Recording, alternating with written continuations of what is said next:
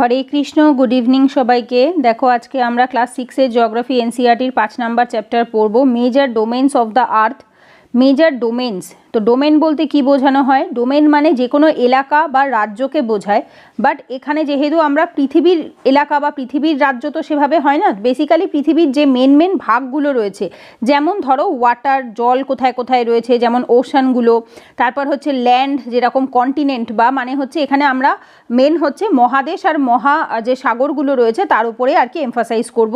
আর total যে 4টে ভাগ রয়েছে মানে লিথোস্ফিয়ার, অ্যাটমসফিয়ার, হাইড্রোস্ফিয়ার, বায়োস্ফিয়ার, তার উপরেও মেন আমরা পড়ব। ঠিক আছে, আচ্ছা ফার্স্ট স্টার্ট হচ্ছে, দেখো যে পৃথিবীর যে সারফেসটা রয়েছে, ওপরিভাগটা, সারফেস মানে উপরিভাগ, পৃথিবীর যে গোলের যে ওপরের অংশটা, এই জায়গাটা, তো এটা ভীষণই একটা কমপ্লেক্স জোন। কমপ্লেক্স জোন কেন? কারণ হচ্ছে এখানে ডিফারেন্ট টাইপের আমরা জিনিস দেখতে পাই। যেমন হচ্ছে সলিড ফরম্যাট আছে, গ্যাসিয়াস ফরম্যাট আছে, লিকুইড ফরম্যাটও আছে, যেটা আমরা ওয়াটারের মধ্যে থেকে দেখতে পাই। তো জেনারেলি আমাদের যে কোনো জিনিসেরই 3টে কম্পোনেন্ট হয়, একটা হচ্ছে সলিড ফর্ম, একটা হচ্ছে গ্যাসিয়াস ফর্ম, একটা হচ্ছে লিকুইড ফর্ম। ঠিক সেরকমই পৃথিবীতেও 3 ধরনের পোর্শন রয়েছে বা 3 ধরনের স্টেট রয়েছে, যার জন্য পৃথিবীর যে সারফেসটা সেটাকে একটা কমপ্লেক্স জোন বলা হচ্ছে।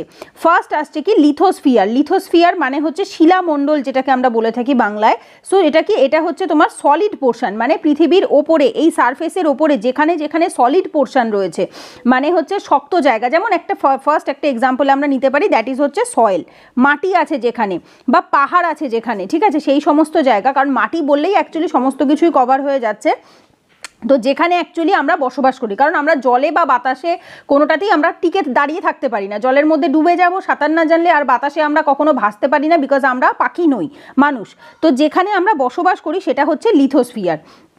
এরপর আসে যেটা অ্যাটমসফিয়ার, যেটাকে আমরা বলে থাকি আমাদের যে পরিবেশের যে বাতাসের যে অংশটা রয়েছে, যেটা হচ্ছে আমাদের বায়ুমণ্ডল। ঠিক আছে, gaseous layers that surround the earth, মানে যে গ্যাসটা আমাদের পৃথিবীর চারিপাশে রয়েছে, মানে হচ্ছে এই ধরো পৃথিবী, তো এর যে চারিপাশে যে লেয়ারগুলো রয়েছে সেটা আমরা পড়বো, এই চ্যাপ্টারেই দেওয়া আছে। তো আমরা এর ওপরে দাঁড়িয়ে থাকি, কিন্তু এর ওপরে আকাশে যখন তাকাই, তো এই আকাশটা কি? এই আকাশটা হচ্ছে অ্যাটমসফিয়ারের পার্ট, মানে বায়ুমণ্ডলের পার্ট, যেখানে আমরা কি অক্সিজেন, নাইট্রোজেন, কার্বন ডাইঅক্সাইড এবং আরও যে গ্যাস রয়েছে সেগুলো সমস্তটাই এখানে আমরা পেয়ে থাকি। 3 নাম্বার লেয়ার কোনটাকে বলা হয়? ওয়াটার বা হাইড্রোস্ফিয়ার। ঠিক আছে, তো যেটা হচ্ছে কিনা জলের যে মণ্ডলটা থাকে সেটাকে বলা হয়ে থাকে লিকুইড ফরম্যাটের মণ্ডল, যেখানে পৃথিবীর সমস্ত জায়গায় যে জায়গায় জল রয়েছে, এবং যেটা সবথেকে বেশি বড় এলাকা। দেখো ভেরি বিগ এরিয়া, কারণ কি আমাদের গোটা পৃথিবীতে 71% ওয়াটার থাকে, মানে আমরা যার জন্য আমরা পৃথিবীকে কি বলে থাকি? ব্লু প্ল্যানেট বলে থাকি। তাই এর আগের দিনের ক্লাসেই আমরা পড়েছিলাম। তো জলের ফরম্যাটই কিন্তু সবচেয়ে বেশি পৃথিবীতে। তো পৃথিবীর সারফেসে যে জায়গার ওপরে জল রয়েছে সেই জায়গাগুলোকে আমরা কিসের মধ্যে ধরবো? হাইড্রোস্ফিয়ারের মধ্যে ধরবো। ঠিক আছে, আচ্ছা এরপরে দেখো এই যে হাইড্রোস্ফিয়ার যে টার্মটা বলছে, এই টার্মটা কিন্তু শুধুমাত্র যে সমুদ্র নদীর জল তা নয়, তার সাথে সাথে দেখো বরফকেও আমরা কভার করব, নর্মাল জলকেও কভার করব, ওয়াটার ভেপার মানে জলীয় বাষ্প, বাতাসে যে জলীয় বাষ্প থাকে সেই জলীয় বাষ্পটাকেও কিন্তু আমরা এখানে কভার করছি। ঠিক আছে, সো এইখানে আসছে কি আমাদের হাইড্রোস্ফিয়ার। আগের দিনের ক্লাসে আমি এটা বুঝিয়েছিলাম, তবু তখন ওখানে চ্যাপ্টারটাতে ছিল না, বাট স্টিল আমাকে একটা কনসেপ্ট ক্লিয়ারের জন্য বোঝাতে হয়েছিল। মনে আছে এই 3টে ছবি আমি এরকম এঁকে বুঝিয়েছিলাম যে এয়ার থাকবে, সয়েল থাকবে এবং হচ্ছে ওয়াটার থাকবে। যেখানে এই 3টে জিনিস মিলিত হবে সেখানে একটা ছোট্ট জায়গা, এই যে জায়গাটা যেখানটা আমি পুরো ভরাট করে দিচ্ছি, এই জায়গাটাকে বলা হবে কি? বায়োস্ফিয়ার। বায়ো মানে কি? প্রাণের সঞ্চার হবে। ঠিক আছে, প্রাণীকুল বা প্রাণী যে থাকার যে জায়গাটা সেটা তৈরি হবে। দেখো সেটাই বলছে, বায়োস্ফিয়ার একটা ন্যারো জোন, যেখানে এই ল্যান্ড, ওয়াটার এবং এয়ার 3 জনেই মিলিত হয়। সেইখানে সমস্ত ফর্মের life, all forms of life, মানে সমস্ত জীবন সেখানে কিন্তু তৈরি হতে পারে। ঠিক আছে, সো সেটাই বলা হয়েছে এখানে বায়োস্ফিয়ার সম্পর্কে। আচ্ছা এখানে কিছু ওয়ার্ড আছে, ওয়ার্ড অরিজিন চাইলে এগুলো একবার দেখে রাখতে পারো। যেমন গ্রিক ল্যাঙ্গুয়েজ লিথোস মানে হচ্ছে স্টোন, লিথো মানে স্টোন, অ্যাটমোস মানে হচ্ছে ভেপার, আর হুডোর মানে হচ্ছে ওয়াটার, বায়ো মানে হচ্ছে লাইফ। তো সেই হিসেবে আর কি এগুলো খুব বেশি ইম্পর্টেন্ট, আহামরি কিছু নয়। যারা স্কুলে পড়ছো তারা একটু দেখে রেখো, আদারওয়াইজ আমাদের কম্পিটিটিভ এক্সামে খুব একটা রেলিভেন্সি এতে থাকে না। আচ্ছা ফার্স্ট যে স্ফিয়ারটা রয়েছে লিথোস্ফিয়ার। এইবার আমরা 4টে স্ফিয়ারকে একটু ডিটেলে করে ভালো করে পড়বো, কারণ এর মধ্যেও অনেকগুলো ভাগ থাকে। যেমন ধরো লিথোস্ফিয়ারের কথা যদি আমরা বলি, লিথোস্ফিয়ার কিন্তু কি দিয়ে তৈরি হচ্ছে? পৃথিবীর ওপরে যে সলিড পোর্শন রয়েছে সেইটা দিয়ে তৈরি হচ্ছে। এই সলিড পোর্শনটার মধ্যে কি কি থাকে?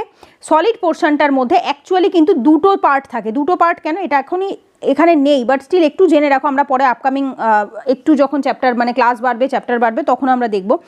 এই যে ওপরের পোর্শনটা এটা হচ্ছে ক্রাস্ট, দিস ইজ ক্রাস্ট, ঠিক আছে। আর এর নিচে থাকে হচ্ছে ম্যান্টেল। ম্যান্টেলের কি ওপরই ভাগ যেটা থাকে অ্যাসথেনোস্ফিয়ার বলে একটি অংশ থাকে, অ্যাসথেনোস্ফিয়ার।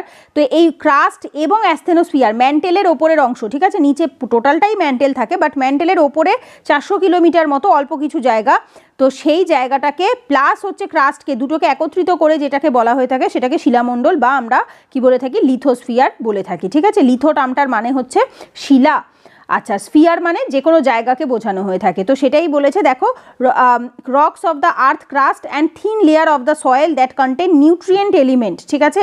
নিউট্রিয়েন্ট এলিমেন্ট কেন, কারণ এটা মাটির ভেতর প্রচুর পরিমাণে কিন্তু নিউট্রিয়েন্ট থাকে এবং যেগুলো কিনা কি করে অর্গানিজমদের জন্ম দিতে, যেমন ধরো মাটির মধ্যে কত যে ছোট ছোট মানে তোমার হচ্ছে ভাইরাস, ব্যাকটেরিয়া, ছোট ছোট পোকা মাকড়, যেগুলো অর্গানিজমসগুলো জন্মে থাকে মাটির থেকে, তো সেই সমস্ত কন্টেন্ট কিন্তু দিয়ে থাকে কোথায়, লিথোস্ফিয়ারে সেটা থাকে। এইবার এই লিথোস্ফিয়ারে দেখো আর্থের সারফেসে দুটো মেন ভাগ থাকে আমাদের, কি কি, একটা হচ্ছে ল্যান্ড মাস, একটা হচ্ছে ওয়াটার বডি। ল্যান্ড মাসকে আমরা কি বলে থাকি, মহাদেশ বা কন্টিনেন্ট, আর ওয়াটার বডিকে আমরা কি বলে থাকি, ওশান বেসিন বা হচ্ছে মহাসাগর। তো আমরা এটা ছোট থেকে পড়ে অভ্যস্ত, আশা করি কেউ ভুলে যাওনি, মহাদেশ এবং মহাসাগর, ঠিক আছে। তো আমাদের 7টা মহাদেশ রয়েছে এবং 5টা মহাসাগর রয়েছে, যেটা আমরা এই চ্যাপ্টারে একটু ডিটেলে পড়বো। আচ্ছা, এরপরে আসছে কি, দেখো যে সমুদ্র যেটা রয়েছে না, এই যে পৃথিবীর যে লেয়ারটা রয়েছে বাইরের অংশটা, এইটাকে আমরা যেখান থেকে সমুদ্র স্টার্ট হয় সেটাকে আমরা জিরো ধরি, ঠিক আছে। এই দেখবে লেখা আছে এখানে, এই যে from the level of the sea which is taken as zero, তো সমুদ্রের লেয়ারটাকে আমরা জিরো ধরি। এইবার এর ওপরে যদি মালভূমি হয়, এর ওপরে যদি পাহাড় হয়, আচ্ছা, এর ওপরে ধরো সমভূমি থাকলো, তো সমুদ্রের থেকে যত ওপরের দিকে উঠতে থাকবো তত আমাদের যে কোনো জিনিসের একটা উচ্চতা মাপা হয়ে থাকে। তাহলে সমুদ্রের বেসকে, সমুদ্রের যে তটটা থাকে মানে হচ্ছে তীরটা থাকে, সেটাকে কত ধরা হয়, জিরো ধরা হয়। ওপরের দিকে উঠলে প্লাস অ্যাড হয়, আর সমুদ্রের ইসের থেকে, তীরের থেকে নিচের দিকে নামলে পরে মাইনাস হয়, ঠিক আছে। তো সেটা মাথায় রাখতে হবে। লেভেল অফ সি ওয়াটার, সমুদ্রের যে লেভেলটা রয়েছে মাটির ওপরে, ধরো এই যে সি ওয়াটারের যে লেভেলটা রয়েছে এইটাকে জিরো ধরবো, সব জায়গায় সেম থাকে, ঠিক আছে। এটা কিন্তু কখনো যে এমন নয় যে ভারতের তোমার হচ্ছে সি ওয়াটারের লেভেল ওপরে থাকবে বা আমেরিকারটা নিচে থাকবে, এরকমটা হয় না। সমুদ্র, মহাসমুদ্র আমাদের যতগুলো রয়েছে সবকটারই জলের লেভেল সমান থাকে। হ্যাঁ, অবভিয়াসলি যখন জোয়ার ভাটা আসে সেই সময় একটা আলাদা ব্যাপার, যে যখন জল উপচে পড়লো সেটা আলাদা, বাট যখন শান্তও থাকে, ঠিক আছে, তো সেই সময় কিন্তু জলের লেভেল পৃথিবীর সমস্ত জায়গায় সেম থাকে। তো সেইটাকে আমরা জিরো ধরে বাকিটা আমরা যে এলিভেশন মানে উচ্চতা, ঠিক আছে, ল্যান্ডের উচ্চতা আমরা মেপে থাকি। আচ্ছা, এই ছবিটা আগে একটুখানি আমরা ভালো করে বুঝে নিই। ছবিটাতে আমরা এখানে দেখতে পাচ্ছি এটা আমাদের গোটা পৃথিবী, এতদিন অবধি আমরা মোটামুটি পড়েছি, বাট এই ছবিটাতে যথেষ্ট ক্লিয়ার কাট করেই দেওয়া রয়েছে। যেমন দেখো, আন্টার্কটিকা ফার্স্ট আমরা দেখতে পাচ্ছি, এশিয়া, তারপর রয়েছে ইউরোপ, তারপর রয়েছে Africa, Australia, south America, north America. সব থেকে বড় কোনটা, এশিয়া। আচ্ছা, এখানে কেউ থাকে না, এখানে কেউ থাকে না। ইউরোপ মোটামুটি সবচেয়ে ছোট। আচ্ছা, আফ্রিকা সেকেন্ড বড়। অস্ট্রেলিয়া এমন একটি কন্টিনেন্ট যেটা প্রথমত তো ছোট, সব থেকে ছোট হচ্ছে অস্ট্রেলিয়া, এবং পুরোটাই দক্ষিণ গোলার্ধে পড়ে, ঠিক আছে, পুরোটাই দক্ষিণ গোলার্ধে পড়ছে। এবং অস্ট্রেলিয়ার সাথে আশেপাশে অনেকগুলো আইল্যান্ড আছে, যদিও এখানে অতটা ক্লিয়ার দেওয়া নেই, বা এরকম আপকামিং ক্লাসে আমরা পড়বো, এগুলো অ্যাকচুয়ালি এখানে অত বেশি ডিটেলে দেয়নি, ঠিক আছে। আছে ছোটো ছোটো, এখানে অত দেখা যাচ্ছে না, সেগুলো অস্ট্রেলিয়ার পার্টের মধ্যেই পড়ে। মানে অস্ট্রেলিয়া একটা দেশের নামও অস্ট্রেলিয়া, আবার at the same time Australia বা ওশিয়ানিয়া ছিল আগে নাম অ্যাকচুয়ালি, তো সেইটাও আর কি এটা একটা কন্টিনেন্ট বা মহাদেশের মধ্যেই পড়ে, নর্থ আমেরিকা এবং সাউথ আমেরিকা। এইবার এই ল্যান্ড মাস যেগুলো রয়েছে সেগুলো কি হয়েছে, প্রত্যেকটা ডিফারেন্ট কালার দিয়ে ডিফারেন্ট জোন করে আমরা এইভাবে করে ভাগ করে নিয়েছি, রাইট। কিন্তু জলকে কি এভাবে ভাগ করা যায় যে কোন জলটা কোথার থেকে শুরু হচ্ছে কোথার থেকে শেষ হচ্ছে, যায় না। স্টিল আমাদের নিজেদের সুবিধার্থের জন্য আমরা কি করেছি, 5টা নাম দিয়েছি, 5টা জায়গা, ঠিক আছে। দেখো, সাউদার্ন ওশান, যেটাকে আমরা কি বলি, কুমেরু, বাংলায় বলে থাকি কুমেরু, ঠিক আছে, বা দক্ষিণের ওশানও বলা হয়ে থাকে, দক্ষিণ মহাসাগর বলা হয় বাংলায়। ইন্ডিয়ান ওশান, ভারত মহাসাগর। আচ্ছা, এপাশে রয়েছে আর্কটিক ওশান, যেটাকে সুমেরু বলা হয় ওপরেরটাকে, বা উত্তর সাগর বলা হয়ে থাকে, প্যাসিফিক ওশান এবং আটলান্টিক ওশান, ঠিক আছে। তাহলে আমাদের কটা ওশান হলো, 5টা ওশান, সুমেরু, কুমেরু, এদিকে ইন্ডিয়ান, আটলান্টিক, প্যাসিফিক। তার ভেতর সবচেয়ে বড় কোনটা, প্যাসিফিক ওশান, এবং ডিপেস্টও তাই। প্যাসিফিক ওশানের মধ্যে কি রয়েছে, মারিনা খাদ রয়েছে, মারিয়ানা খাদ বলা হয়ে থাকে বা মারিয়ানা ট্রেঞ্চ বলা হয়। তো সেটা হচ্ছে সবথেকে ডিপেস্ট বা সবথেকে গভীরতম জায়গা, ঠিক আছে, পৃথিবীর মধ্যে। আর সবথেকে উঁচু জায়গা কোনটা, আমাদের মাউন্ট এভারেস্ট, যেটা নেপালে অবস্থিত। ক্লিয়ার, মোটামুটি ম্যাপে এইটুকুই দেওয়া আছে। এরপর আমরা ডিটেলে তো আসছি, এরপরে আরও রয়েছে, আমরা সেই জায়গাটার থেকে যখন মানে লেখা যেখানে রয়েছে সেগুলো থেকে আমরা একবার পড়ে নিচ্ছি, ঠিক আছে। দেখো যেটা আমি এইমাত্র বলছিলাম সেটা বলতে বলতে এখানে চলেই এসছে। হাইয়েস্ট মাউন্টেন পিক কোথায়? আমাদের মাউন্ট এভারেস্টে রয়েছে 8,848 মিটার সমুদ্রের ওপর থেকে। এবং সবথেকে গ্রেটেস্ট ডেপথ কত রয়েছে, যেটা মারিয়ানা খাদ বা মারিয়ানা ট্রেঞ্চ প্যাসিফিক ওশানে 11,022, ঠিক আছে। মানে হচ্ছে সমুদ্রের থেকে এটা ওপরে গেলে 8,000, আর এটা সমুদ্রের থেকে 11,000 নিচে এসে হচ্ছে 11,022 মিটার মতো নিচে এসে তারপরে হচ্ছে মারিয়ানা ট্রেঞ্চ। ট্রেঞ্চ কি জিনিস আমরা আপকামিং যখন ক্লাস বাড়বে সেখানেই দেখবো, বাট যাই হোক আপাতত জেনে রাখো সমুদ্রের নিচের খাদগুলোকে বলা হয়ে থাকে হচ্ছে ট্রেঞ্চ, ঠিক আছে। আচ্ছা, বাট এখানে কি পদ্ধতিতে ট্রেঞ্চ তৈরি হয় সেই সমস্ত ডিটেলস নেই, যেগুলো আপকামিং ক্লাস 9, 10, 11, 12-এ রয়েছে, সেখানে আমরা পড়বো। আর এখানে পাশে কিছু ইনফরমেশনস আছে, যারা স্কুলে পড়ো তারা ডেফিনেটলি পড়বে এগুলো। যেমন আমরা প্রত্যেকে আপাতত জানি, আর যারা জানি না তো এখন জেনে নেব। এডমান্ড হিলারি এবং তেনজিং নোরগে ইন্ডিয়ার থেকে ছিলেন, এবং এডমান্ড হিলারি নিউজিল্যান্ডে ছিলেন, যারা হচ্ছে হাইয়েস্ট মাউন্টেন পিক মাউন্ট এভারেস্টে চড়েছিলেন। কবে? 29শে মে 1953 সালে।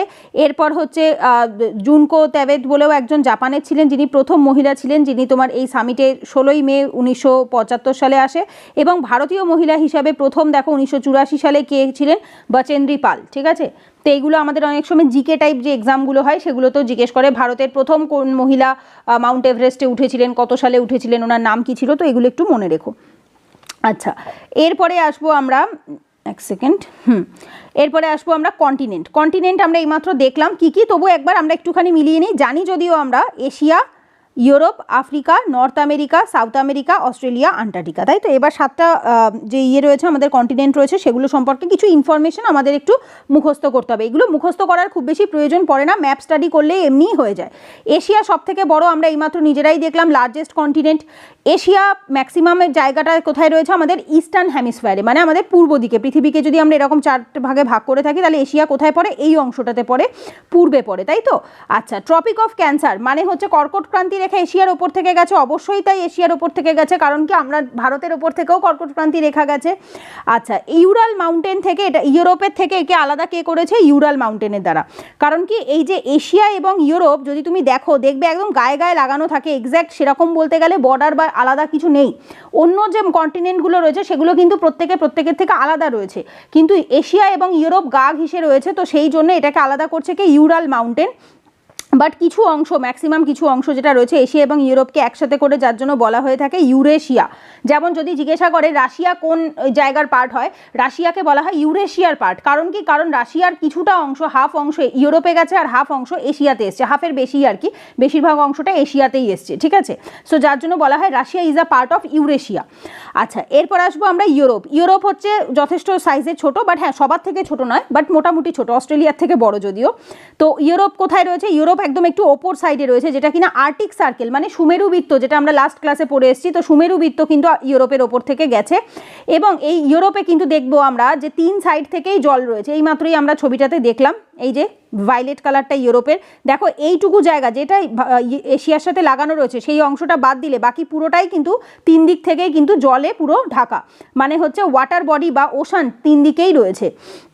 আচ্ছা, এরপর আসে আফ্রিকা সেকেন্ড লার্জেস্ট, এশিয়ার পরে দ্বিতীয় বৃহত্তম যদি থাকে সেটা হচ্ছে আফ্রিকার বেশিরভাগ অংশটা যদি আমরা দেখি নর্দার্ন হেমিস্ফিয়ারেই গেছে, বাট নিচের অংশটা দক্ষিণ গোলার্ধেও চলে গেছে, একবার ভালো করে দেখে নিই। আচ্ছা, এই হচ্ছে গ্রিন কালারের হচ্ছে আফ্রিকা। এইবার এই হচ্ছে আমাদের জাস্ট আ সেকেন্ড 0 ডিগ্রি, এই অংশটা এটা হচ্ছে আমাদের নর্দার্ন হেমিস্ফিয়ারে। আর নিচের এই অল্প একটুখানি জায়গা যেটা রয়েছে সাউথের দিকটা, আফ্রিকার দক্ষিণ আফ্রিকা সাইডটা, তো এই জায়গাটা আমাদের দক্ষিণ গোলার্ধে চলে গেছে, ঠিক আছে। আচ্ছা, এরপরে আসবো হচ্ছে দেখো ইকুয়েটার আফ্রিকার মাঝখান থেকে গেছে, 0 ডিগ্রি ল্যাটিটিউড বা ইকুয়েটার নিরক্ষরেখা আফ্রিকার মাঝখান থেকে গেছে। আচ্ছা, এছাড়া হচ্ছে একমাত্র continent which is very important, একমাত্র কন্টিনেন্ট দেখো, অনলি কন্টিনেন্ট যেখান থেকে tropic of cancer, equator, tropic of capricorn 3টেই গেছে। এটা কিন্তু খুব ইম্পর্টেন্ট, পরীক্ষায় আসার মতো। দেখো ভালো করে, এই ট্রপিক অফ ক্যান্সার, এক সেকেন্ড মুছে দিচ্ছি, ট্রপিক অফ ক্যান্সার নিরক্ষরেখা বা 0 ডিগ্রি ইকুয়েটার এবং ট্রপিক অফ ক্যাপ্রিকন। তো একমাত্র কন্টিনেন্ট যেটার ওপরের অংশ, মানে একটা কন্টিনেন্টের ওপর থেকে 3টেই আর কি আমাদের ইম্পর্টেন্ট রেখাগুলো গেছে, অক্ষাংশগুলো গেছে, ঠিক আছে। আচ্ছা, এরপরে আসবো হচ্ছে আমরা সাহারা ডেজার্টের কথা বলছে। সাহারা ডেজার্ট কোথায়? ওয়ার্ল্ডের লার্জেস্ট যে হট ডেজার্ট রয়েছে সেটাও আফ্রিকাতেই লোকেট করা হয়, একদম ওয়েস্ট সাইডে। ম্যাপটা পাশে থাকলে সবচেয়ে বেটার হয়। এই যে এই সাইডটাতে সাহারা ডেজার্ট রয়েছে, ওপর সাইডের একদম পশ্চিম সাইডে। আর যে কোনো কন্টিনেন্টের আমরা পড়বো, এগুলো আপকামিং ক্লাসেই পড়বো, পশ্চিম সাইডে ওয়েস্টার্ন সাইডেই বেশিরভাগ কিন্তু আমরা ডেজার্ট বা মরুভূমি দেখতে পাই। তো সাহারা মরুভূমি কোথায়? ওয়ার্ল্ডের সবথেকে বড় হট ডেজার্ট, যেটা কিনা আফ্রিকাতে রয়েছে, পশ্চিম সাইডটাতে রয়েছে, ঠিক আছে। আচ্ছা, এবং নীল নদের আমরা ইতিহাসও ছোট থেকে পড়ে এসেছি। নীল নদের পাশে যে সভ্যতাগুলো, তো সেটাও কোথায়? আফ্রিকাতেই অবস্থিত। এবং এইখানে দেখো এই যে equator, tropic of cancer, tropic of capricorn, তিনটেই আফ্রিকার থেকে গেছে। নর্থ আমেরিকা তৃতীয় লার্জেস্ট, যেটা থার্ড লার্জেস্ট কন্টিনেন্ট। এখানে খুব ইম্পর্টেন্ট, দেখো এটা ভীষণ ইম্পর্টেন্ট। নর্থ আমেরিকা যেখানে শেষ হয় সেখান থেকেই আবার সাউথ আমেরিকা শুরু হয়। তো এদের মধ্যে একটা সরু একটা লাইন দিয়ে কানেক্ট করেছে কে? ইস্থমাস অফ পানামা, ঠিক আছে। পানামা, যেটাকে কি বলা হয়ে থাকে? Strip of land.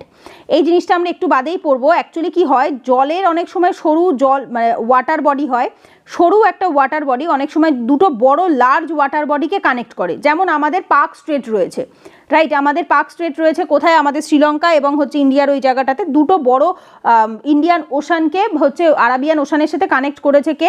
আমাদের পার্ক স্ট্রেট। তো ঠিক সেই রকমই দুটো বড় বড় ল্যান্ডকে, মানে দুটো বড় কন্টিনেন্টকে, মহাদেশকে যদি একটা সরু ল্যান্ড দিয়ে, সরু একটা ল্যান্ড যদি কানেক্ট করে, তখন তাকে কি বলা হয়ে থাকে? ইস্থমাস অফ পানামা, ঠিক আছে। পানামা তো নাম, আর ওটাকে বলা হয়ে থাকে ইস্থমাস। আচ্ছা, এরপরে আসছি কি, দেখো এই যে নর্দার্ন অ্যান্ড দ্য ওয়েস্টার্ন হেমিস্ফেয়ার, এটা পড়ে। আর এই যে দেখো নিচে ছবিটা দেওয়াই আছে, আমি এটার কথাই বলছিলাম। নর্থ আমেরিকা, এইটা হচ্ছে ইস্থমাস, এটা হচ্ছে সাউথ আমেরিকা। ইস্থমাস, এই দেখো এইমাত্র এইটাই বলছিলাম আমি। স্ট্রেট কোনটাকে বলে? স্ট্রেট হচ্ছে দেখো narrow passage of water connecting to large water bodies like seas and ocean. যেমন এইখানে দেখো দেখতেই পাচ্ছ আমাদের এই যে ভারত এবং শ্রীলঙ্কার মাঝখানে যে জায়গাটা রয়েছে সেইটাকে আমরা এইটাকে কি বলে থাকি? স্ট্রেট বলে থাকি, পার্ক স্ট্রেটের নাম, ঠিক আছে। কেন? এটা একটা সরু ওয়াটার বডি যেটা কিনা দুটো বড় লার্জ ওয়াটার বডিকে কানেক্ট করছে। সেই রকমই ইস্থমাস কি সেম জিনিস, শুধু এটা জলের নয়, এটা হচ্ছে ল্যান্ড বডি, ঠিক আছে। আর narrow strip of land joining two land masses, মানে বড় দুটো ল্যান্ডমাসকে কানেক্ট করছে যে সরু ল্যান্ডটা, সেইটাকে বলা হয়ে থাকে ইস্থমাস। তো যেটাকে আমরা বলে থাকি পানামাতে রয়েছে কোথায়? দক্ষিণ আমেরিকা এবং উত্তর আমেরিকাকে কানেক্ট করে। আচ্ছা, এরপরে আসবো আমরা দক্ষিণ আমেরিকা।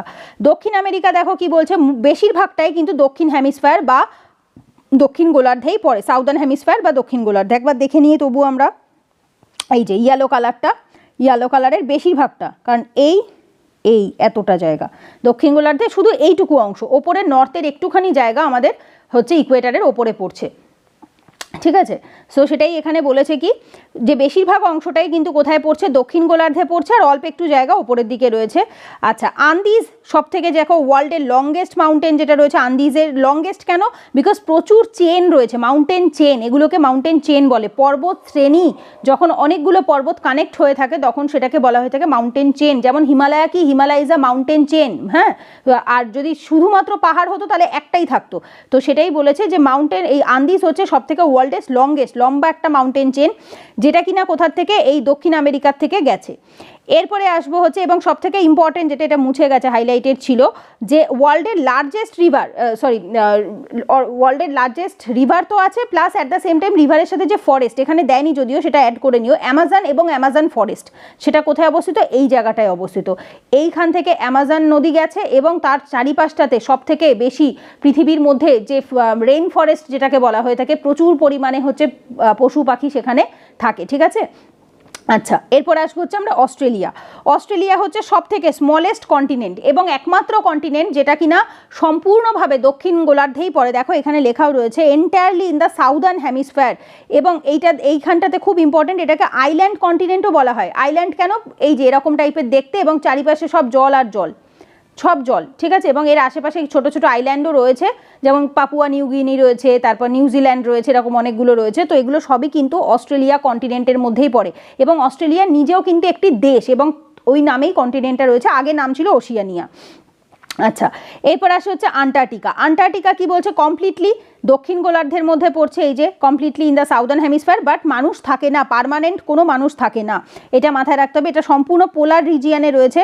এই যে নো পার্মানেন্ট হিউম্যান সেটেলমেন্ট, রিসার্চের জন্য তৈরি করা হয়েছে, যেমন ইন্ডিয়ার থেকেও পাঠানো হয়েছিল মৈত্রী এবং হচ্ছে দক্ষিণ গঙ্গোত্রী বলে দুটো আর কি নামের রিসার্চ স্টেশন তৈরি হয়েছিল। মেনলি হচ্ছে রিসার্চ করার জন্য এই জায়গায় টুকটাক পাঠানো হয় ঠিকই, বাট কোনো মানুষ এখানে থাকতে পারে না। কারণ কি, এটা সম্পূর্ণভাবে একদম এই সাদা, দেখতেই পাচ্ছ হোয়াইট কালারটা, পুরো বরফে ঢাকা, ঠিক আছে। এটা সরু লম্বা একটা জায়গা ঠিকই, বাট এখানে মানুষ থাকা, পার্মানেন্ট সেটেলমেন্টের জন্য কোনো মানুষের পক্ষে থাকা পসিবল নয়। আচ্ছা, এরপরে আসবো হচ্ছে আমরা হাইড্রোস্ফিয়ার। এতক্ষণ আমরা পড়লাম কি, লিথোস্ফিয়ার, মাটির যে ভাগগুলো ছিল। এইবার আসবো জলের যে 5টা রয়েছে বা 5টা আমাদের যে মহাসাগর বা সমুদ্র রয়েছে সেগুলো আমরা দেখব। আর্থকে অবভিয়াসলি আমরা জানি কি বলে, ব্লু প্ল্যানেট বলে। কেন? আর্থের 71% হচ্ছে জল। এই যে 71% জল রয়েছে, যার ভেতর দেখো 29% হচ্ছে ল্যান্ড। আর আন্ডার ওয়াটার এই যে 71% যে জল রয়েছে সবটাকে ধরে, যেটা আমি একটু আগেও তোমাদের বলছিলাম, সেটা হচ্ছে ওয়াটার ভেপারকেও ধরতে হবে, আইসকেও ধরতে হবে, মাটির তলার ভূগর্ভস্থ যে জল রয়েছে, গ্লেসিয়ার, হিমবাহ রয়েছে, লেক রয়েছে, সমস্ত কিছুকে ধরে কিন্তু 71% আমাদের জল আছে। যার ভেতর আবার 97% জল চলে যাচ্ছে ওশানে, ঠিক আছে। সমুদ্রই এই 71%-এর 97% হচ্ছে চলে যাচ্ছে সমুদ্রের লবণাক্ত জলে, যেটা আমাদের খুব একটা বেশি কাজে লাগে না, কারণ এই জলটা সল্টি হয়, লবণাক্ত হয়। হ্যাঁ, অবভিয়াসলি এটাকে ইভাপোরেট করে ভালো জল বার করা যায়, লবণ নেওয়া যায়, সেটা একটা আলাদা প্রসেস, বাট মোটামুটি বেশিরভাগ আমাদেরটা কাজে লাগে না। আচ্ছা, আর তার আরও যেটা থাকে তার থেকেও বেশিরভাগটা চলে যায় আইস শিট এবং গ্লেসিয়ারে, বরফের মধ্যেই চলে যাচ্ছে। সো মানুষের কাছে ফ্রেশ ওয়াটার মানে পরিষ্কার শুদ্ধ জল বা মিষ্টি জল ব্যবহার করার জন্য পড়ে থাকে অত্যন্ত কম, ঠিক আছে। এখানে দেখবে দেওয়া রয়েছে ওশান 97.5%, ফ্রেশ ওয়াটার 2.5%। যে ফ্রেশ ওয়াটারের মধ্যে আবার ওয়াটার ভেপার থাকে, গ্রাউন্ড ওয়াটার থাকে, যেগুলো আমাদের কাছে খুব একটা ভালো এসে পৌঁছয় না। তো সেটাই বলছে যে নামেই আমরা ব্লু প্ল্যানেট, বাট তারপরেও আমাদের এখানে কি দেখা যায়, শর্টেজ অফ ওয়াটার, আমরা জলের অভাবে কিন্তু অনেক সময় কষ্ট পাই, অনেক সময় কেন, বেশিরভাগ মানুষই পায়। এরপর আসছে ওশান। ওশান দেখো মেজর পার্ট, হাইড্রোস্ফিয়ারের যতগুলো পার্ট রয়েছে, কারণ এখানে আমরা রিভার বা লেকস এগুলো কিছু পড়ছি না, আমরা মেন হচ্ছে 5টা যে আমাদের মহাসমুদ্র রয়েছে সেগুলো সম্পর্কে একটু আমরা দেখে রাখছি। আচ্ছা, জল সবসময় কি করে, অলওয়েজ মুভিং, কখনো একটা জায়গায় দাঁড়িয়ে থাকে না। হ্যাঁ, একটা জায়গায় দাঁড়ায়, কোথায় দাঁড়ায়, সেটা নদীর, সেটা পুকুরের জল দাঁড়াতে পারে, লেকের জল দাঁড়াতে পারে, কিন্তু নদী বা সমুদ্র কখনো দাঁড়ায় না। সো ওশান ওয়াটার সবসময় কি করে, মুভ করে, একটা জায়গা থেকে আর একটা জায়গায় যায়। তো সেই রকমই দেখো ওশানের যে 3টে অংশ রয়েছে, কি কি রয়েছে, ওয়েভ রয়েছে, টাইড রয়েছে, ওশান কারেন্ট রয়েছে। ওয়েভ জেনারেলি আমাদের হালকা যে ঢেউগুলো ওঠে সেগুলোকে ওয়েভ বলা হয়। টাইড কোনগুলো, টাইড হচ্ছে যখন আমাদের জোয়ার ভাটা আসে সেইগুলোকে টাইড বলা হয়, ঠিক আছে।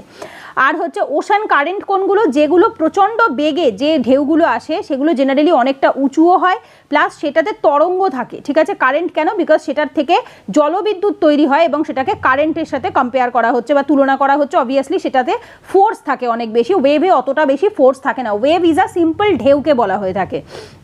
আচ্ছা, তো এখানে বলছে 5টা ওশান কি কি রয়েছে আমরা জানি, Pacific ocean, Atlantic ocean, Indian ocean, southern ocean, Arctic ocean, ঠিক আছে। সো আমাদের সুমেরু, কুমেরু আর হচ্ছে প্রশান্ত, আটলান্টিক, ইন্ডিয়ান। আচ্ছা, ফার্স্ট আসছে হচ্ছে প্যাসিফিক ওশান বা প্রশান্ত মহাসাগর, যেটা সব থেকে লার্জেস্ট ওশানের মধ্যে পড়ে। আমরা এটা ছোট থেকে জেনে এসেছি, আশা করি ভুলে যায়নি কেউ কখনো। এটা পৃথিবীর অলমোস্ট, দেখো এই জায়গাটা খুব ইম্পর্টেন্ট, 1/3 অফ দ্য আর্থ মানে পৃথিবীর 1/3 কি করেছে, এ নিজেই ঢেকে রেখেছে, কে, প্রশান্ত মহাসাগর। এবং তার ভেতরে মারিয়ানা ট্রাঞ্চ যেটা রয়েছে, মারিয়ানা খাদ যেটা রয়েছে, সেটা deepest part of the earth. পৃথিবীর সমস্ত যত জায়গা রয়েছে তার ভেতর সবচেয়ে গভীর জায়গা, সব থেকে ডিপেস্ট জায়গা কি, আমাদের এই মারিয়ানা খাদ যেটা, ঠিক আছে। আচ্ছা, এছাড়া প্যাসিফিক ওশান অলমোস্ট সার্কুলার, মানে অলমোস্ট গোলাকারই বলতে গেলে, খুব একটা বেশি লম্বা বা এদিক ওদিক নয়। Asia, Australia, north America, south America প্রত্যেকে কি করেছে, এই প্যাসিফিক ওশানকে সারাউন্ড করে রেখেছে, বা এই যে 4টে কন্টিনেন্ট বললাম তাদের চারিপাশে কে রয়েছে, প্যাসিফিক ওশান রয়েছে, ঠিক আছে। আচ্ছা, এরপরে আসবো হচ্ছে আমরা আটলান্টিক ওশানে। আটলান্টিক ওশান কোনটা, সেকেন্ড লার্জেস্ট ওশান, মানে দ্বিতীয় বৃহত্তম যে ওশান রয়েছে। এবং এই ওশানটার শেপ কীরকম, কাইন্ড অফ এস প্যাটার্নে, আগেরটা কেমন ছিল, একটু গোল প্যাটার্নে, সার্কুলার প্যাটার্নে, বাট আটলান্টিক ওশান কীরকম, এস প্যাটার্নে, ঠিক আছে। আচ্ছা, এস প্যাটার্ন, এবং এই সাইডটা দেখো, এটাকে ইন্টেন্ডেড কোস্টলাইন বলা হয়। ইন্টেন্ডেড কেন, ইন্টেন্ড মানে খাঁজযুক্ত, যেটাতে খাঁজ কাটা রয়েছে।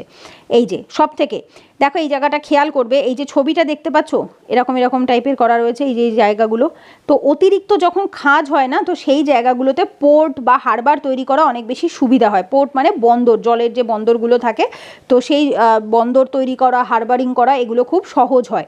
সো যার জন্য এই আটলান্টিক ওশান পৃথিবীর মধ্যে সবথেকে বিজিয়েস্ট ওশান, ঠিক আছে। সো এটা কিন্তু খুব ইম্পর্টেন্ট। দেখো নর্থ আমেরিকা এবং সাউথ আমেরিকা ওয়েস্টার্ন সাইডে রয়েছে, এবং ইউরোপ এবং আফ্রিকা পূর্বের দিকে রয়েছে, এবং কোস্ট লাইন অফ আটলান্টিক, এই যে দেখো হাইলি ইন্টেন্ডেড মানে এরকম খাঁচকাটা আঁকা বাঁকাকে বলা হয়ে থাকে ইন্টেন্ডেড।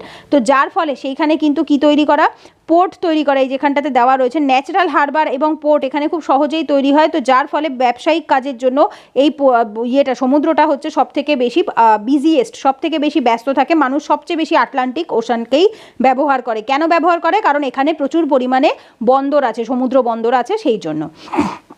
আচ্ছা, এরপরে আসি আমরা ইন্ডিয়ান ওশান। ইন্ডিয়ান ওশান হচ্ছে একমাত্র ওশান যেটা আমরা প্রাউডলি বলতে পারি যে একমাত্র দেশের নামের ওপর একটি ওশান। বাকিগুলো দেখো খেয়াল করে যে কোনো ওশান কিন্তু কন্টিনেন্টের নামের ওপর বেস করে, বা কোনো একটা, যেমন অস্ট্রেলিয়া এমন একটা দেশ যার নামের ওপরে বেস করে একটা কন্টিনেন্ট রয়েছে, সো এটা অস্ট্রেলিয়ার লোকের কাছে অবভিয়াসলি একটা গর্বের বিষয়। ঠিক সেরকমই ভারত মহাসাগর এমন একটি মহাসাগর যেটা কিনা ভারতের নামের ওপর রয়েছে, মানে একটা দেশের নামের ওপর একটা গোটা ওশান রয়েছে। তো যে ওশানটা শুধুমাত্র যে ভারত ব্যবহার করে তা তো নয়, এশিয়া ব্যবহার করে, আফ্রিকা ব্যবহার করে, অস্ট্রেলিয়া ব্যবহার করে, তাছাড়াও এটার নাম হচ্ছে ভারত মহাসাগর, ঠিক আছে। সো 3 দিক থেকে ঘিরে রয়েছে কে, এশিয়া, আফ্রিকা এবং অস্ট্রেলিয়া। এরপর আসে আমাদের যে কুমেরু বা দক্ষিণী সাগর যেটা রয়েছে, সাউদার্ন ওশান, যেটা কিনা কি করছে, আন্টার্কটিকা যেখানে রয়েছে ঠিক তার পাশেই রয়েছে, এবং এটা কোথায়, সাউথওয়ার্ড টু দ্য, এই যে northward to the 60 degree south latitude. মানে কি, এখানে এই লাইনটার মানে বুঝতে না পারলে আমি বুঝিয়ে দিচ্ছি। নর্থওয়ার্ড মানে ওপরের দিকে, 60 ডিগ্রি সাউথ ল্যাটিটিউড মানে 60 ডিগ্রি যে আমাদের সাউথ ল্যাটিটিউডটা রয়েছে তার ওপরের দিকের এই জায়গাটাতে রয়েছে হচ্ছে আন্টার্কটিকা। আমি দেখাচ্ছি ম্যাপে, একবার দেখে নাও তাহলে বুঝতে পারবে। এক সেকেন্ড, এই যে সাউদার্ন ওশান, আচ্ছা 60 ডিগ্রি, এই 30 আর এই 60, তো 60 থেকে নর্থের দিকে যেতে বলেছে। নর্থ মানে ওপরে ওঠার, যখন বলবে সাউথে যাও তখন নিচে নামতে হবে, ঠিক আছে।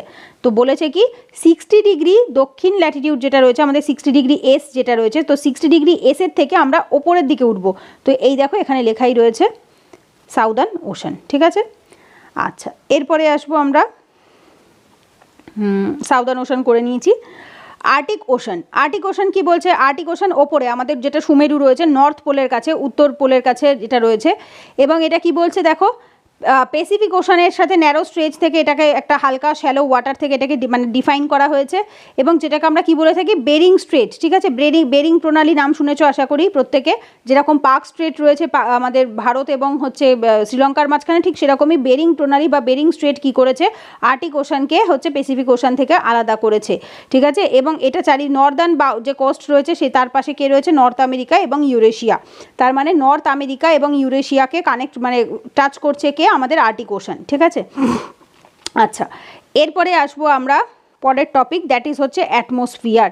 এখানে খুব বেশি ডিটেল দেয়নি, অ্যাটমসফিয়ারের 5টা লেয়ার সম্পর্কে একটু দিয়েছে, আর কিছু বাতাস সম্পর্কে আইডিয়া দিয়েছে, কারণ এগুলো আপকামিং যখন ক্লাস বাড়বে তখন আমরা আরও ইন ডিটেল পড়বো, ঠিক আছে। যেমন থার্মোস্ফিয়ার, মেজোস্ফিয়ার, স্ট্র্যাটোস্ফিয়ার, ট্রপোস্ফিয়ার, এদের আরও এই যে পাশে যে ছবিটা দেখছো এগুলোর আরও অনেক বেশি ডিটেল হয়, তো সেই ডিটেলগুলো এখানে এখনই দেয়নি, বাট যতটুকু দিয়েছে সেইটুকু আমরা এখন পড়ে রাখছি। আচ্ছা, অ্যাটমসফিয়ারে আমরা জানি কি, যে এই যে ধরো পৃথিবী, আমি যদি এখানে আঁকি পৃথিবী, তো তার চারিপাশে এরকম আরও 5টা লেয়ার হয় বাতাসের, ঠিক আছে, যেটা আমরা খালি চোখে দেখতে পাই না। আমাদের কাছে এটা বিষয়টা কি, আমাদের কাছে এটা আকাশ, ঠিক আছে, বাট অ্যাকচুয়ালি আকাশ ছাড়াও এরকমভাবে লেয়ার থাকে। এই লেয়ারগুলো আমাদেরকে কি করে, প্রোটেকশন প্রোভাইড করে। কিসের থেকে প্রোটেকশন প্রোভাইড করে, সূর্যের থেকে যে হার্মফুল ইউভি রেডিয়েশনগুলো আসে, হার্মফুল ইউভি রেডিয়েশন, হার্মফুল মানে ক্ষতিকারক, ইউভি মানে হচ্ছে আলট্রা ভায়োলেট, মানে বাংলায় বলে অতি বেগুনি রশ্মি, ঠিক আছে। সূর্যের থেকে যে অতি বেগুনি রশ্মিগুলো আসে, তো সেইগুলো বেশ কিছু ক্ষতিকারক হয়। তো সেই লেয়ারগুলো যদি না থাকতো, ডিরেক্টলি এটা পৃথিবীতে চলে আসতো, এবং হচ্ছে পৃথিবীর মানুষের শরীরে, গাছপালায় যদি সেগুলো লাগতো তাহলে কি হতো, সেগুলো সব ক্ষত হয়ে যেতে পারতো, জ্বলে যেতে পারতো, বা কোনো রোগ হতে পারতো, স্কিন ডিজিজ হতে পারতো। তো সেইখান থেকে আমাদেরকে প্রোটেকশন প্রোভাইড কে করে, এই হার্মফুল ইউভি রেডিয়েশনের হাত থেকে আমাদের অ্যাটমসফিয়ারের 5টা লেয়ার। দেখো সেটাই বলেছে। এইবার এটা কত হাইট অবধি থাকে? অলমোস্ট 1600 কিলোমিটার অবধি থাকে, যেখানে 5টা লেয়ার রয়েছে। কি কি? ট্রপোস্ফিয়ার, স্ট্র্যাটোস্ফিয়ার, মেজোস্ফিয়ার, থার্মোস্ফিয়ার এবং এক্সোস্ফিয়ার। এক্সোস্ফিয়ার মানে হচ্ছে টোটালটাই বাইরে চলে যাচ্ছে, এই যে এক্সোস্ফিয়ার, ঠিক আছে। সো মানে হচ্ছে তার এই অবধি তোমার একটা লেয়ার থাকে, ট্রপোস্ফিয়ার, স্ট্র্যাটোস্ফিয়ার, মেজোস্ফিয়ার, থার্মোস্ফিয়ার, এবং এই এক্সোস্ফিয়ারের এক্স্যাক্ট লেয়ার থাকে না বলতে গেলে। অলমোস্ট এটা আর কি বহির আকাশের সাথে মিলিত হয়ে যায়। বহির আকাশ মানে স্পেস বা ইউনিভার্সাল যে জায়গাটা রয়েছে স্পেসের সাথে মিলে যায়, ঠিক আছে। আচ্ছা, এখানে জাস্ট নামটুকুই দিয়েছে, আর খুব বেশি ডিটেলে কিছু দেয়নি। বাট আমরা কোথায় আছি? আমরা এই জায়গাটাতে আছি। তো আমাদের সাথে, মানুষের সাথে ডিরেক্ট কানেকশন কোন জায়গাটার হয়? ট্রপোস্ফিয়ারের হয়, ঠিক আছে। আচ্ছা, এরপরে কি বলছে দেখো, অ্যাটমসফিয়ারে নাইট্রোজেন, অক্সিজেন, আরও অনেক গ্যাস থাকে, যার ভেতর নাইট্রোজেন হচ্ছে সবচেয়ে বেশি, কত? 78%, অক্সিজেন 21%। এইবার দেখো একটা জিনিস খেয়াল করে, এখানেই 99% হয়ে গেল। আর বাকি 1% থাকে হচ্ছে আমাদের বাকি যতগুলো রয়েছে, যেমন ধরো কার্বন ডাইঅক্সাইড, আর্গন, আদার্স যেগুলো রয়েছে, ওয়াটার ভেপার, সবাই মিলে হয়ে থাকে 1%। সো নাইট্রোজেন সব থেকে বেশি থাকে 71%। কিছুদিন আগেই আই থিঙ্ক 1-2 মাস আগে আমার একটা ব্যাচের স্টুডেন্ট আমায় জিজ্ঞেস করেছিল যে দিদি নাইট্রোজেনই সবচেয়ে কেন বেশি থাকে? তার অন্যতম একটা কারণ হচ্ছে পৃথিবীতে সব থেকে বেশি কী থাকে? অ্যানিমাল থাকে। যে কোনো অ্যানিমাল মানে কিন্তু যে শুধু তা আমি প্রাণীর কথা বলছি তা নয়, এখানে অ্যানিমাল, ট্রিজ সবাইকে আমি মিলিয়েই বলছি, যার প্রাণ আছে, জড়বস্তু নয় যে, ঠিক আছে। সো যেহেতু যার প্রাণ থাকে, যে জড়বস্তু নয়, তার শরীরে নাইট্রোজেন সব থেকে বেশি থাকে। আর যেহেতু তারা জন্মাচ্ছে এবং মারা যাচ্ছে কনস্ট্যান্টলি, গাছ পচছে, প্রাণীরা মারা যাচ্ছে, পচে যাচ্ছে, পুড়ে যাচ্ছে, কোনো না কোনোভাবে সে নাইট্রোজেন, ধরো যদি মাটির তলায় কাউকে কবর দেওয়া হয়, তাতেও মাটির সাথে নাইট্রোজেন মিশবে শরীর থেকে। যদি পুড়িয়ে ফেলা হয় তাহলে বাতাসে নাইট্রোজেনটা মিশে যাবে। তো কোনো না কোনোভাবে নাইট্রোজেনটা ঘুরে ফিরে আসছেই, ঠিক আছে। কোথায়? পরিবেশে আসছে, সেটা মাটির মাধ্যমে হোক, বাতাসের মাধ্যমে হোক, জলের মাধ্যমে হোক, বা কোনো প্রাণী মরে গিয়ে সেটা মাটিতে পড়ে থাকছে, মিশে থাকছে, সেভাবে হোক, যেভাবেই হোক না কেন। তো কনস্ট্যান্টলি এই প্রসেসটা যেহেতু চলতে থাকে, ঠিক আছে, পরিবেশে প্রাণীরা যেহেতু কনস্ট্যান্টলি জন্মাতে থাকে এবং মৃত্যু হতে থাকে, সেই জন্য নাইট্রোজেনের পরিমাণ কখনো কম হয় না, কনস্ট্যান্টলি মানে বাড়েও না কমেও না, সেমভাবেই থাকে, ঠিক আছে। তো এই কারণেই নাইট্রোজেন সবচেয়ে বেশি পরিমাণে থাকে, কারণ এটাকে বলা হয়ে থাকে প্রোটিন বিল্ডিং বা লাইফ বিল্ডিং কম্পোনেন্ট, কারণ এটা দিয়েই অ্যাকচুয়ালি মানুষের শরীর তৈরি হয়ে থাকে। প্রোটিনের মেন কম্পোনেন্ট আসে কোথার থেকে? নাইট্রোজেন থেকে, ঠিক আছে। আর কার্বন ডাইঅক্সাইড অবশ্যই আমাদের প্রয়োজন, অল্প মাত্রায় থাকলেও এটা ভীষণই দরকার। কারণ কি? কার্বন ডাইঅক্সাইড কী করে? আমাদের পৃথিবীকে গরম রাখতে হেল্প করে। যদি কার্বন ডাইঅক্সাইড না থাকতো, কার্বন ডাইঅক্সাইডের জন্যই গ্লোবাল ওয়ার্মিং হয়, কিন্তু এই গ্লোবাল ওয়ার্মিং হওয়াটাও অল্প মাত্রায় আমাদের বেঁচে থাকার জন্য দরকার। কারণ না হলে কি হতো? গোটা পৃথিবী ঠান্ডা হয়ে যেত, আর আমরা তার মধ্যে কখনোই বাঁচতে পারতাম না। আর উষ্ণতা, এই যে পৃথিবীকে ওয়ার্ম রাখতে হেল্প করছে প্ল্যানেটকে, যেটা কিনা গাছের তৈরিতে বা গাছের গ্রোথে, যার জন্য আমরা বলে থাকি কি গাছ আমাদের অক্সিজেন দেয়, এবং গাছকে আমরা কি দিয়ে থাকি? আমরা কার্বন ডাইঅক্সাইড দিয়ে থাকি। কারণ আমরা অক্সিজেন আমরা গ্রহণ করি এবং কার্বন ডাইঅক্সাইড ত্যাগ করি। আর সেই ত্যাগ করা কার্বন ডাইঅক্সাইড গাছ গ্রহণ করে, এবং তার পরিবর্তে গাছ কী করে? সালোক সংশ্লেষের মাধ্যমে আমাদেরকে অক্সিজেন প্রোভাইড করে থাকে। ক্লিয়ার? তো সেই জন্য আমাদের কার্বন ডাইঅক্সাইড খুবই ইম্পর্ট্যান্ট একটি জিনিস। আচ্ছা, এরপরের লাইন থেকে কি বলছে দেখো, ডেনসিটি মানে কি? ঘনত্ব। বলছে যে বাতাসে যে ঘনত্ব থাকে সেটা ডিপেন্ড করে থাকে হাইটের ওপর, কতটা উচ্চতাতে রয়েছে তার উপরে বাতাসের ডেনসিটি ডিপেন্ড করে। যত আমরা দেখো ম্যাক্সিমাম থাকে কোথায়? ডেনসিটি সি লেভেল, সমুদ্রের কাছে। আর ডেনসিটি তত কমতে থাকে, ডিক্রিজ হতে থাকে র্যাপিডলি যত আমরা ওপরে উঠি। যার জন্য আমরা দেখতে পাই, এখানে একটা ছবিও দিয়েছে, এক্সাম্পলেও দিয়েছে, যারা পাহাড়ে চড়ে দেখবে তারা সাথে কি করে? অক্সিজেন নিয়ে যায়, তাই তো। সো অক্সিজেন নিয়ে গেলে কি হবে? তাদের দম বন্ধ হয়ে আসবে না, কারণ বাতাস যত ওপরে যায় তত ঘন হয়ে আসে, এবং যার ফলে কি হয়? দম নিতে কষ্ট হয়, এবং বাতাসের যে ইয়েটা থাকে, যদি অক্সিজেন সিলিন্ডার নিয়ে যাওয়া হয় তাহলে সে কি করবে? অ্যাটলিস্ট নিঃশ্বাস নিতে পারবে, ঠিক আছে। সো এটা কিন্তু খুব ইম্পর্টেন্ট। আচ্ছা, এরপরে আসবো হচ্ছে আমরা, আর এখানে প্রেশারের কথাটাও বলেছে, air moves from high pressure to the low pressure. বাতাস সবসময় কি করে? হাই প্রেশার থেকে উচ্চ চাপ যেখানে থাকে সেইখান থেকে লো প্রেশারের দিকে যায়। এটা শুধু বাতাস নয়, জাস্ট নিজেদের এক্সাম্পল থেকেও মনে রাখার চেষ্টা করবে, এটা এমন কিছু কঠিন বিষয় নয়। ধরো তুমি একটা কাজ করছো যেখানে তোমার ওপর খুব প্রেশার ক্রিয়েট করা হচ্ছে, এবং তখন তোমার কাছে একটা অপশন আসছে যে একটা কম প্রেশারে সেম স্যালারির একটা চাকরি পাচ্ছ তুমি, স্বাভাবিকভাবে তুমি সেখানে শিফট করে যাবে। সো মানুষের টেন্ডেন্সিও, যেখানে অতিরিক্ত চাপ আছে, প্রেশার আছে, মানুষ সেখানে থাকে না, মানুষ সবসময় সেটা লো প্রেশারের দিকে যায়। ঠিক সেরকম বাতাসও যেখানে লো প্রেশার থাকে সেখানে ছুটে যায় কেন? কারণ হচ্ছে লো প্রেশারের জায়গাটা খালি হয়ে যায়, সো সেই খালি জায়গাটাকে ফিল আপ করার জন্য বাতাস সেখানে ছুটে যায়। আর যে বাতাস মুভ করে একটা জায়গা থেকে আরেকটা জায়গায় যখন বাতাস বয়ে চলে সেই বাতাসকে আমরা কি বলে থাকি, উইন্ড বলে থাকি, রাইট। সো এয়ার আর উইন্ডের মধ্যে পার্থক্য এটাই, এয়ারও যা উইন্ডও তাই, কিন্তু এয়ার হচ্ছে এয়ার মাস, মানে যেখানে বাতাস স্টে করছে কনস্ট্যান্টলি একইভাবে দাঁড়িয়ে আছে, নড়ছেও না চড়ছেও না। যেমন একটা এক্সাম্পল দিই সবচেয়ে ভালো বুঝবে, ধরো গরমকালে সন্ধ্যের দিকে খুব সুন্দর বাতাস দেয়, অনেক সময় দুপুরবেলা খুব সুন্দর হাওয়া দেয়, গরমকালটাতে স্পেশালি যখন আমাদের বসন্তকাল থাকে সেই সময় আমরা দুপুরবেলা খুব ভালো দেখবে আমরা উইন্ড পাই, খুব সুন্দর। আর যেদিনকে খুব ভ্যাপসা গরম থাকে সেদিনকে আমরা কি বলে থাকি, দেখ কীরকম একটা অদ্ভুত টাইপের গরম, একটু হাওয়াও দিচ্ছে না, দম নিতে কষ্ট হচ্ছে, বা একদম একটা অস্বস্তিকর পরিবেশ, এভাবে আমরা বলে থাকি। কিন্তু তার মানে কি তখন পরিবেশের ভেতর অ্যাটমসফিয়ারে এয়ার ছিল না? অবশ্যই এয়ার ছিল, কিন্তু সেই এয়ারটা মুভ করছিল না, না এদিক না ওদিক, কোনো দিক যাচ্ছিল না, তো যার ফলে সেটা আমাদের কাছে হাওয়া হিসাবে এসে পৌঁছচ্ছিল না। যেমন ধরো আজকে আমি ঘরের মধ্যে বসে আছি, তো এই ঘরটার মধ্যেও অক্সিজেন রয়েছে, ফ্যান অফ রয়েছে, দরজা জানলা বন্ধ, স্টিল তার ভেতর কি রয়েছে, এয়ার রয়েছে, ঠিক আছে, কিন্তু সেই এয়ারটা মুভ করছে না। বাই চান্স যদি এয়ারটা মুভ করে তাহলে আমার কি করবে, শীত করবে, কারণ এটা শীতকাল, তখন সেটাকে আমি কি বলবো, উইন্ড বলবো, যেমনটা আমাদের ফ্যান চালালে হয়, তারপর হচ্ছে জোরে বাতাস দিলে পরে হয়, ঠিক আছে। সেইটাই পার্থক্য এয়ার এবং উইন্ডের মধ্যে। এয়ার সব জায়গায় থাকে, বাট উইন্ড যদি আমরা ফ্যান চালাই তাহলে আমরা পাই, বা যদি বাইরে কখনো জোরে হাওয়া দেয় তাহলে আমরা পাই, তো তবেই একমাত্র আসে। আচ্ছা, এরপরের টপিক দ্যাট ইজ হচ্ছে biosphere, the domain of life, যেখানে অ্যাকচুয়ালি কি হয়েছে, প্রাণের সঞ্চার হয়েছে, যেটা আমি একটু আগে তোমাদের এই যে ছবিটার মাধ্যমে বোঝালাম, এইটাই আর কি। এখানে দেখো বড় করে সুন্দর করে এঁকে দিয়েছে, অ্যাটমসফিয়ার, লিথোস্ফিয়ার এবং হাইড্রোস্ফিয়ার। পরিবেশে বাতাস রয়েছে, বৃষ্টি হচ্ছে, লিথোস্ফিয়ার মাটি রয়েছে, হাইড্রোস্ফিয়ার জল রয়েছে, এবং সেই জায়গাটাতেই দেখো, এই জায়গাটাতে যেটা মিলিত অংশ রয়েছে, যেখানে জল, একটা জিনিস খেয়াল করো, এই যে নিচের যে অংশটা একদম সমুদ্রের নিচের অংশ, একদম যেখানে বাতাস এসে পৌঁছচ্ছে না, মাটি পাওয়া যাচ্ছে না, ঠিক আছে, সেখানে কিন্তু মানুষ ঘরবাড়ি তৈরি করে থাকে না, বা মানুষের জন্মও হয় না সেখানে। তাহলে কোথায় হয়, এই ওপরের জায়গাটাতে হবে, যেখানে সে মাটি পাবে, জল পাবে এবং বাতাস পাবে, সবটা একটা জায়গায় পাবে, সেইখানেই কিন্তু প্রাণের সঞ্চার হয়ে থাকে, যেটাকে আমরা কি বলে থাকি, বায়োস্ফিয়ার, তাই তো। আচ্ছা, তো সেটাই বলেছে এখানে, দেখো যে মাইক্রোবস থেকে শুরু করে, যেমন ব্যাকটেরিয়া, হিউজ ম্যামলস সবাই থাকে, ব্যাকটেরিয়াও থাকে, বড় বড় স্তন্যপ্রায়ী প্রাণীও থাকে, সবাই থাকে, কারণ এখানে অ্যাকচুয়ালি বায়োস্ফিয়ার মানেই হচ্ছে তাই, বায়ো মানে হচ্ছে প্রাণীকুল, বা প্রাণীর যে সার্ভাইভালের যে প্রয়োজন যে জিনিসগুলো, সেইগুলো অ্যাকচুয়ালি জল থেকে, বাতাস থেকে এবং মাটির থেকেই চলে আসে। আচ্ছা, এছাড়া এখানে অর্গানিজমকে বেশ কিছু ব্রডলি ক্যাটাগরিতে ভাগ করা হয়েছে, প্ল্যান্ট কিংডম, অ্যানিমাল কিংডম, এগুলো আমরা সায়েন্সে আরেকটু ডিটেলে পড়বো, এখানে জাস্ট নামগুলো মেনশন রয়েছে। এই যে তিনটে ডোমেইন, মানে এই যেটা আমি এইমাত্র বললাম, তিনটে ডোমেইন যখন ইন্টারাক্ট করে, একে অপরের সাথে দেখা হয় যখন তাদের, তখন তারা কি করে থাকে, অন্য আরেকটা ডোমেইন তৈরি করতে হেল্প করে, দ্যাট ইজ হচ্ছে বায়োস্ফিয়ার। আচ্ছা, এরপরে এখানে আর সেরকম খুব বেশি কিছু দেওয়া নেই, এগুলো একবার দেখতে পারো, যেমন সয়েলের ওপরে যে লেয়ার থাকে সেগুলো চাইলে সেগুলো সরে যেতে পারে, অনেক সময় যেরকম আর্থকোয়েক হয়, সুনামি হয়, স্পেশালি যেরকম এই আন্দামান নিকোবর আইল্যান্ডে 2006 সালে হয়েছিল, এখানে রিসেন্টলি দিয়েছে ঠিকই, কারণ বইটা 2006 সালে আপডেটেড লাস্ট, ঠিক আছে। সো তারপরে বইগুলো রিপ্রিন্ট করা হয়, বাট আপডেট আর করা হয় না। তো এইখানে বেশ কিছু জায়গা তোমার হচ্ছে আন্দামান নিকোবর আইল্যান্ডে বেশ কিছু জায়গা সাবমার্জ হয়ে গেছিলো, সাবমার্জ মানে জলের তলায় ডুবে যাওয়া, ঠিক আছে, জলের তলায় কোনো জায়গাকে ডুবে যাওয়াকে সাবমার্জ হয়ে যাওয়া বলে।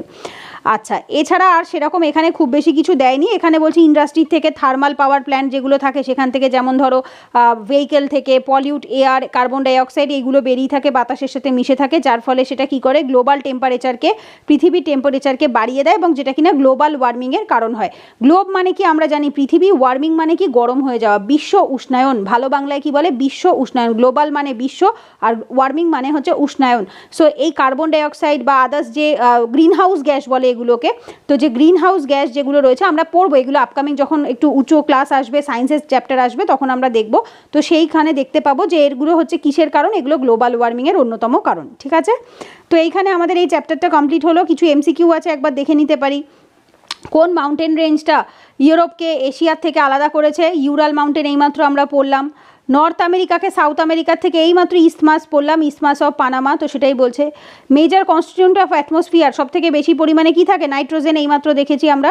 Domain of earth consisting of the solid rock, rock দিয়ে বা ইয়ে দিয়ে তৈরি হয় কোনটা, সলিড পোর্শন দিয়ে, লিথোস্ফিয়ার, এই জন্যই তো ওকে লিথোস্ফিয়ার বলে না, শিলামণ্ডল বলা হয়ে থাকে।